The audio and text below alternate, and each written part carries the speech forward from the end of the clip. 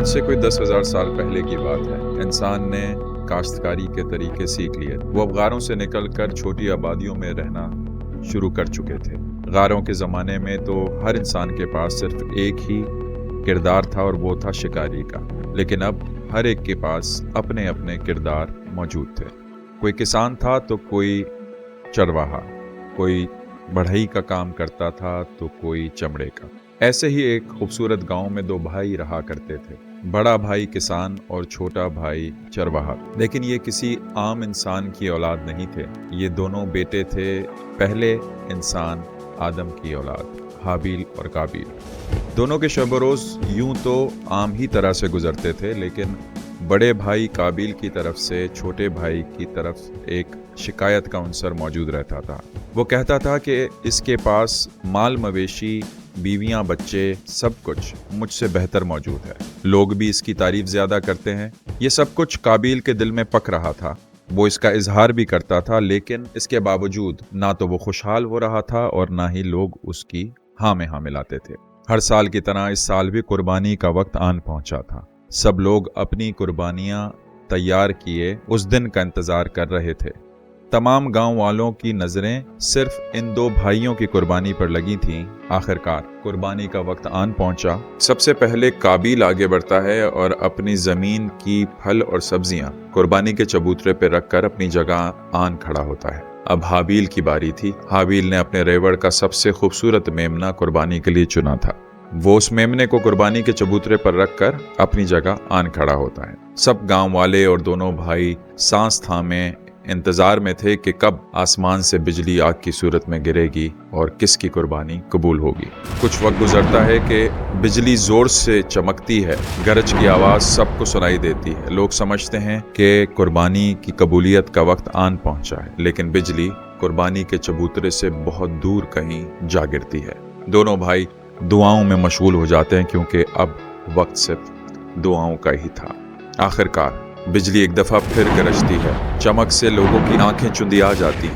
آنکھیں کھلنے پر دکھائی دیتا ہے کہ حابیل کا میمنے کے اوپر بجلی گری اور اس کی قربانی قبول ہوئی، جبکہ قابیل کی پھل اور سبزیاں ویسے ہی چبوترے پہ پڑی تھی۔ یہ دیکھ کر قابیل کی حالت دیدنی تھی۔ وہ اپنی ہار اور حابیل کی جیت دیکھ کر اپنی نفرت پر قابو نہیں کر پا رہا تھا، اور اس نے اس دفعہ کی قربانی کا نتیجہ دیکھ کر ایک فیصلہ کر ہی لیا تھا، اور وہ تھا اپنے بھائی کو قتل کرنے کا فیصلہ۔ چند دنوں بعد قابیل کو آخر یہ موقع مل ہی گیا۔ حابیل اپنی ایک بھیڑ کو ڈھونڈتے ہوئے اس کے کھیت میں آن پہنچا تھا۔ قابیل نے یہ موقع مناسب سمجھا اور ایک پتھر سے اپنے بھائی کے سر پر وار کر کر اس کا قتل کر ڈالا۔ دیکھیں، یہ سٹوری انسانیت کی سب سے پرانی کہانی ہے۔ یعنی اس سے پہلے کی کہانی تو حضرت آدم اور بی بی حوا کی ہے، لیکن وہ اس دنیا کی نہیں ہے، وہ جنت کی کہانی تھی۔ یہ اس دنیا کی کہانی ہے کہ جب انسان یہاں پیدا ہو گیا، اس نے اتنی نالج حاصل کر لی کہ وہ کاشتکاری کر سکے، مویشی چلا سکے، اور پھر اس کے اندر یہ جیلسی کا عنصر پیدا ہوا۔ ایسی جیلسی کہ جس نے ایک بھائی کو، اپنے ہی بھائی کو قتل کروا دیا۔ اب مورل آف دا سٹوری کیا ہے؟ اس سٹوری سے ہمیں سننے کو کیا ملتا ہے؟ جب اس سٹوری کی ریسرچ کر رہے تھے، کئی ورژن سننے کو ملے۔ انفیکٹ جب بچپن میں ہم نے اس کہانی سنی تھی تو اس کے اندر کئی پہلو تھے اس کے، کہ جی قابیل اور حابیل کے اندر لڑائی اس وجہ سے ہوئی کیونکہ وہ ایک لڑکی کا معاملہ تھا، دوسرے کو بھی وہی پسند تھی اور اس وجہ سے مار دیا۔ لیکن ایسا کہیں بھی نہیں۔ قرآن کے اندر جو ریفرنسز موجود ہیں، اور جو ہمیں قرآن میں تو کافی مختصر ہے یہ کہانی، زیادہ تر اس کہانی کا حصہ ہمیں بائبل سے ملتا ہے، اور بھی اگر پرانے ٹیکسٹ میں جائیں تو سومیرین ٹیکسٹ کے اندر اس کا ذکر ہے۔ لیکن جو لب لباب ہے اس کہانی کا وہ ہے کہ یہ ہمیں کہانی کیوں سکھائی گئی ہے، کیوں بتائی گئی ہے، اس سے ہمیں سیکھنے کو کیا ملتا ہے۔ لیکن بھائی دونوں ہی اپنا اپنا کام کرتے تھے، اور جو قربانی ہے خدا کی راہ میں قربانی، وہ ایک میٹافورک قربانی ہے۔ یعنی کہ ہم انسانوں میں ہی یہ صفت پائی جاتی ہے کہ ہم اپنے آج کو آنے والے کل کی کسی آؤٹ کم کے لیے سیکریفائس کر سکتے ہیں۔ ہم स्कूल जाना शुरू करते हैं और 16 साल स्कूल जाते रहते हैं, अपने बच्चों को भेजते रहते हैं, खुद भी जाते हैं। किस बुनियाद पर? कि हम अपना वक्त, अपनी पैसे, अपने एफर्ट्स, ये सब कुछ हम सैक्रिफाइस करते हैं, कुर्बान करते हैं एक फ्यूचर की आउटकम के लिए कि हम कुछ कामयाबी हासिल कर पाएंगे जिंदगी में, हमें कोई बेहतर काम मिल जाएगा, हम बेहतर प्रोफेशनल लाइफ गुजार पाएंगे, हम कोई अपना बेहतर कारोबार कर पाएंगे क्योंकि हमने वो इल्म हासिल किया है। इंसानी के अंदर ये सिफ्त पाई जाती है कि वो अपने आज को कल की बेहतर मकसद के लिए कुर्बान कर सकता है, और यही वो कुर्बानी है जो कि हाबिल और काबिल की स्टोरी के अंदर हमें देखने को मिलती है। अब ये पहलू नहीं है कि जी खुदा को हाबिल का मेमना ज़्यादा पसंद था और काबिल की फल और सब्जियां पसंद नहीं थे। असल में, और ये किसी एक साल का वाक़या भी नहीं कि सिर्फ उसी साल की कुर्बानी ने काबिल को इस कदर मुखालिफ कर दिया अपने भाई के कि वो उसका कत्ल करने पर आमादा हो गया। ये तो मुसलसल चलता आया होगा ये मामला। वो उसको अपने भाई की तरफ शिकायत थी कि लोग उसकी तारीफ करते हैं, उसके पास बेहतर मवेशी हैं, बीवियां, बच्चे, सब कुछ उसके पास अच्छा है। क्यों? क्योंकि वो जो भी उसका गोल था, जिस तरह हमारा गोल है कि 16 साल तक हम तालीम हासिल करें और उसके बाद हम एक बेहतर प्रोफेशन को इख्तियार करें, उससे हम जो रोज़ी कमाएं, जो रिसोर्सेस कमाएं, वो हम अपनी ज़िंदगी को बेहतर करने के लिए इस्तेमाल करें। इसी तरह हाबिल भी जो भी काम करता था, मवेशी चराने का, अपने आसपास के लोगों से मामलात करने का, वो सब बेहतर तरीके से करता था जैसा कि उसका करने का हक था। जबकि काबिल महज काम को, चूंकि उसके ऊपर वो आन पड़ा था काम, तो इस वजह से उसको काम को बोझ समझ के करता था।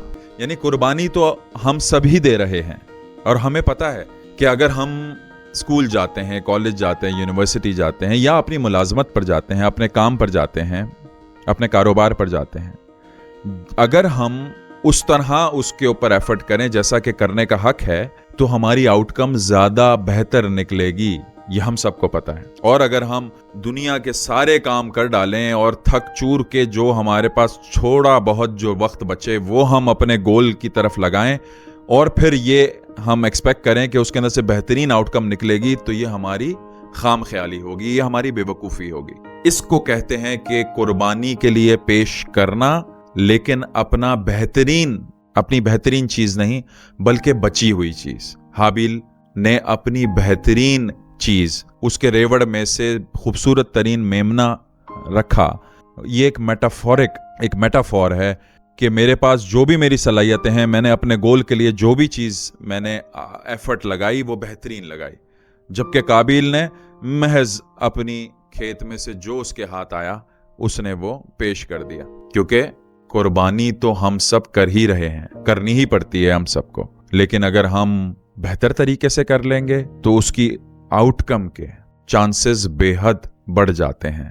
इसी कहानी को डिस्कस करते हुए एक दोस्त ने ये सवाल पूछा कि जी ये हम अपनी ज़िंदगी में किस तरह इम्प्लीमेंट कर सकते हैं। यानी कि ये सब तो कहने की बातें हैं, लेकिन ये मेरे लिए ज़िंदगी में इम्प्लीमेंट करना तो बहुत मुश्किल है। वो अपना एक रेस्टोरेंट चलाता है, तो देखा जाए तो यही तो सबसे ज़्यादा इम्प्लीमेंटेशन इसकी ज़िंदगी में 100% मुमकिन है। ये कुर्बानी का उनसर, ये इस कहानी का सबक हमारे लिए इसलिए तो अल्लाह की तरफ से दिया गया है कि हम इसमें से सीखें। हम ये सीखें कि जो भी हम ज़िंदगी में गोल बनाएं, उसके लिए हमें अपनी बेहतरीन वक्त, अपनी बेहतरीन सलाहियत, अपनी बेहतरीन तवज्जो देने की ज़रूरत है। और जब हम वो दे देंगे तो ही हमारा गोल हमसे खुश होगा और हम उसको हासिल कर पाएंगे। कुर्बानी देने का अल्लाह की राह में क्या पर्पज़ है? हम क्यों कुर्बानी करते हैं? अल्लाह की खुशनुदी हासिल करने के लिए, कि अल्लाह हमसे खुश होगा तो क्या होगा? हमारी ज़िंदगी बेहतर होगी, हमारी आखिरत बेहतर होगी। ऑफ कोर्स हम सब अपने सेल्फ के लिए कुर्बानियाँ करते हैं, तो जो मेरे गोल के लिए कुर्बानी है, जो मेरे गोल के लिए मैं वक्त लगा रहा हूँ, अपनी तवज्जो लगा रहा हूँ, अपनी एफर्ट्स लगा रहा हूँ, वो कुर्बानी بھی میرے گول کو حاصل کرنے کے لیے ہے کہ اللہ مجھ سے خوش ہوگا اور اللہ مجھ پہ مہربانی کرے گا کہ میرا گول مجھے حاصل ہو جائے گا۔ سمجھنے کے لیے یہ بہت آسان بات ہے، لیکن ہم اگر قربانی کو محض ایک بکرے اور گائے اور اونٹ تک محدود کر کے رکھیں گے تو جو اصل جزو ہے اس کہانی کا، جو اصل مقصد ہے اس میں سے سبق لینے کا، وہ ہم حاصل نہیں کر پائیں گے۔ قرآن کی دی ہوئی تمام کہانیاں ہماری زندگیوں کو بہتر کرنے کے لیے ہیں اور ہمیں ان کو اپنی زندگی میں عمل پیرا ہو کر، ان کو سمجھ کر اپنی زندگی کو بہتر کرنا ضروری سمجھنا چاہیے اور اس کی تلقین بھی کرنی چاہیے۔ بہت شکریہ۔